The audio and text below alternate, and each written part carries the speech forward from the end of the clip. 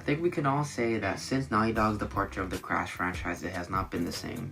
We've had some fun stuff, in-between stuff, and bad stuff since then, but it's never been on the level of the original trilogy. So me and many others were really happy when they announced the Insane Trilogy, a critical and box office success. In 2019, we got another remake called Crash Team Racing, which was a remake of the original CTR. It was another critical and box office success, so it was only a matter of time that there would be an actual sequel to the franchise. In October 2020, we finally got it. Crash Bandicoot 4, it's about time. There are two modes in Crash 4, Modern Mode and Retro Mode. Retro Mode has the light system that was inside the original trilogy and the Insane Trilogy, just like the good old days. But Modern Mode, you don't have a light system at all. They took it away. Modern Mode is the one I picked, and I definitely recommend it. I think use Modern Mode for your first playthrough. Let's talk about the animation for a sec. The animation in the game is a visual spectacle to look at. The cutscenes look as beautiful as ever, and all the Crash characters look more alive than ever. The backgrounds just look great, and it's always a pleasure exploring all of the parts in the levels because of how great the game looks. The Crash characters move so fluidly, it honestly looks like a Pixar movie. And I also really like that they did the Looney Tunes style, or took inspiration from Looney Tunes when animating the characters, kind of like Naughty Dog did try to do inside the original trilogy. Crash Bandicoot stories aren't really that complex. They don't have too many cutscenes, and it's pretty simple. And the story is mostly just to contribute to the gameplay and give the character motivation to keep going. But Crash 4 takes us in a whole different direction. Crash 4 has the most story in a Crash game and has the most cutscenes. Cortex and Trophy and Uka Uka have been stuck since the events of Crash 3. They finally get out of their interdimensional prison with Uka Uka's help. Aku Aku senses it, so him and Crash go to Insanity Peak to investigate what's going on. They find a quantum mask called Lani Loli. They escape Insanity Peak to find a quantum rift. Lani Loli says that they have to find the other quantum masks. Meanwhile, Cortex doesn't really look like he cares. He looks like he just wants to retire. So he sends Engine and Embryo to deal with Crash and distract him while Entropy works on his rift generator. So we go to the first island set in 2084. After a couple of Engine themed levels, we finally fight Engine. And I'll talk about the boss fights later. But all you need to know is that we defeat Engine and we find Akanu, the second mask. So we go through another dimension rift and we go to this pirate themed dimension where we meet Twana from an alternate timeline and Akanu. Then we go fight Embryo, and the boss fight takes lots of beats from the original Crash 1. Lots of references. We get an option for inverted mode and we search for Kapuna. Kapuna is the third quantum mask. So we go to this new island, which probably has arguably one of my favorite levels called Offbeat, and it's just a great level. It's really colorful, has lots of references to other stuff, and it's just a great level. I'll talk about the levels in gameplay in another section. I'm just doing a summary for the story. But yeah. After the next dimension, we finally meet my boy Cortex, and after the boss fight, Entropy reveals his plan to reset the whole timeline. So Cortex reluctantly teams up with Crash and Coco to find out the quantum masks. And I'm kind of glad Entropy's kind of made up to be the big evil villain here, because that's, as much as I love Neo Cortex, he's been the main villain like 3 times. That's just the Naughty Dog trilogy. He's been the villain for other games like Wrath of Cortex, and stuff like that. So I'm kind of glad they went with Entropy here. He's obviously still a villain, but Entropy's kind of the secondary villain, you could say, or yeah, the main villain basically. And I like the characters like Entropy and Embryo because they have lots of lore to them, lots of mystery. And Entropy is a great villain because his ego is so high that you could feel it could break at any second. And it's just, I think they chose a really good villain with Entropy. So then we go to the next dimension where we find the last and final mask called Ika Ika. And then we meet back with Twana and Dingo Dow to find out that Entropy's partner is actually a female version from himself from Twana's dimension, with Oxide in there, which is pretty surprising since Oxide's only been in the racing games, which are Crash Team Racing, Nitro Fueled, and Crash Nitro Kart. And he's never really been in the mainline game until this one, so it's pretty surprising. But I think that, it's pretty cool though as well. So we fight Entropy, but before that, we do go through a time rift, and we get this little callback.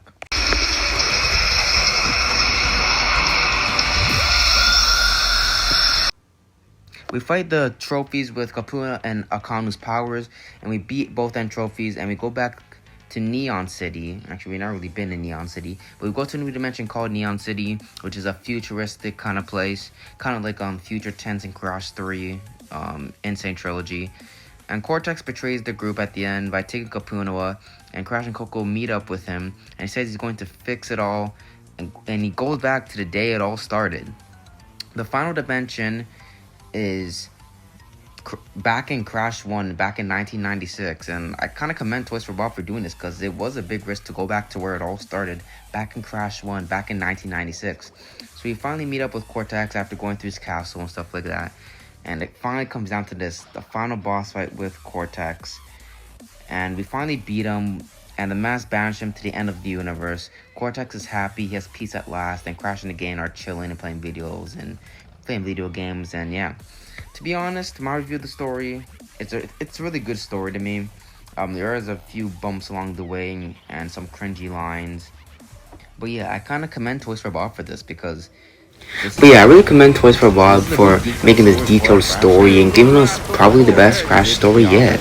And then the author is the best Crash story so far.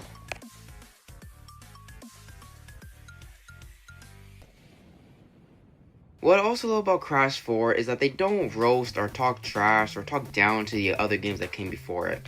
They could have easily took jabs to, like Crash of the Titans or Wrath of Cortex or Mind of a Mutant or something like that. But they didn't do that. They actually referenced some other games and pay homage to it.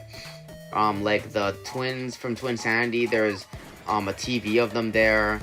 There's a wanted poster, Pinstripe, and stuff like that really... But yeah, they don't pay jabs to any of the other games. They pay homage and reference other games, and I really, Toys for Bob respect the other games, and I really like that about them. This time, everything will go according to my plan.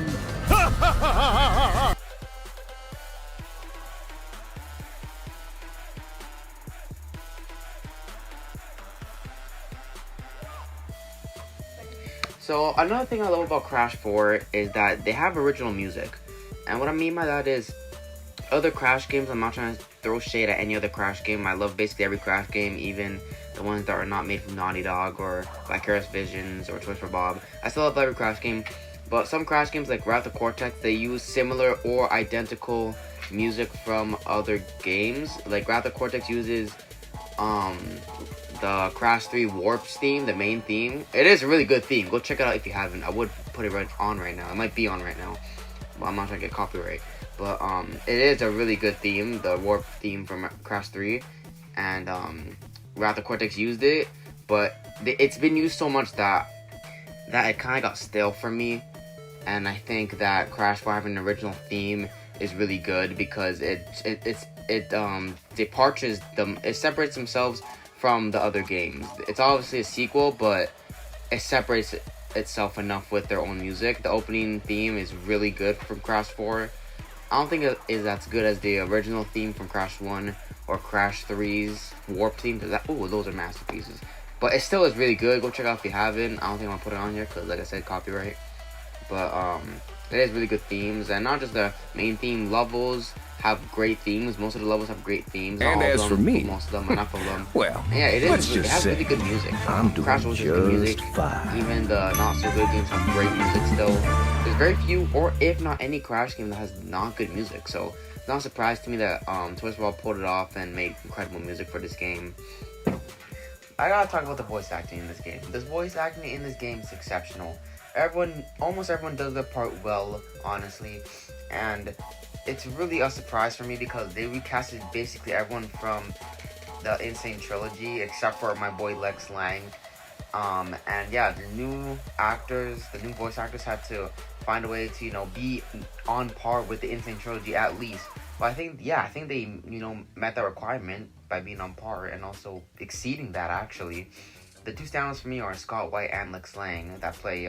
Scott White does Crash and Lex Lang does Cortex, and they blow it out of the park. Just stay put while I test this. Accurate they sound to the other Crash counterparts, and that's kind of why Lex Lang stayed, because he's a great Cortex voice actor, and Scott White, his first time being Crash, he does it exceptionally. Great voice acting. I know it looks like I'm talking all good about I'd like to see you try after I shove that a lot about it. Get in first. It appears we have a common enemy. Perhaps there's a way out of our endless cycle after all. Yeah. So let's talk about the most important thing, or the most important aspect of a Crash game, the gameplay. I was really skeptical going into this Crash 4's gameplay because I thought the gameplay peaked with Crash 3 Warped. But I gotta say, I was wrong. Toys for Bob somehow managed to keep the core aspects of Crash gameplay, yet tweak and add new things for it to be refreshed, refined, and new. Some of the new stuff they added are wall running, rail grinding, and much more. But the main new thing they added that affected the gameplay were the quantum masks. They changed the gameplay in so many different ways, and they also added a yellow circle below Crash to help you when you're making jumps. It's not all great though. Toys for Bob decided to add hidden gems and hidden crates. The hidden gems are hard to find, and most of the time they're not even on the screen. But I'll give them a pass on that since they're supposed to be hidden. But the hidden crates are so annoying. It's so hard to do the perfect routes because you're looking everywhere for the crates without dying, and you'll get to the end and you'll somehow miss one. They're basically asking you to search up for guides. But the good honestly outweighs the bad. Another thing I don't really like are the boss fights. Boss fights aren't bad at all, but they feel really similar. They feel all chunked together. They feel really similar. As in other Crash games, they all felt distinct. Like Tiny Tiger and Engine, they felt like two different boss fights inside Crash 3. But these ones, like, they all felt like similar. The Brio fight felt similar to Crash 1, and they all feel similar, which I didn't like too much. I want them to feel like distinct. I also don't like how there's checkpoints every single time you hit a boss. It kind of makes the game a lot easier. In the other games, you kind of have to fight the boss only one go. But I'm not saying the whole game's easy. The whole game is honestly pretty hard. I think Toys for Bob did a great job making this game hard. What I mean by that is in each game in the original trilogy, the game started to get easier. Crash 1 is hard. Let's get that out of the way, especially on PS1. Crash 2 is still pretty hard, but not as hard as Crash 1, I think. But by Crash 3, you see the cracks forming. Crash 3's difficulty is a joke. I completed it in a day. It's not that hard. And Wrath of Cortex was harder than Crash 3, but not harder than the other two games. So yeah, they started getting easier and easier. So I'm glad Toys for Bob, tried their best to make this game as hard as possible. Especially on the final level, you do some mind-boggling stuff with the quantum masks, back to back. It's crazy. There's some new characters in Crash that you can play as. You can play as Neo Cortex, Dingo Dow, and Tuono. All of them play differently and are all great fun. My personal favorite is Cortex because he's challenging and he only has one jump and his gun is pretty useful. If you want to 100 or 106% the game, you're going to have to collect all 6 gems twice, one at the normal level and one in the inverted mode, plus the alternate timeline levels, plus the insanely perfect relics, plus the flashback tapes, and that's all just overwhelming. And it'll be fine if it's just optional, but all of that is necessary. All of that I just said is necessary to 100% complete this game. Thing is, in other games, there were lots of stuff that were optional, and they're not counting the 100%. Like the Platinum Relics or the Platinum Time Travels in the original trilogy. This game, every single thing you do is necessary. And that also would not be so bad if there weren't trash hitboxes, horrible box placements, and too much boxes to even begin with. The inverted levels are cool, but why do they have to collect all 6 And kill him because that would kill me. So I guess that means I'll have to kill you.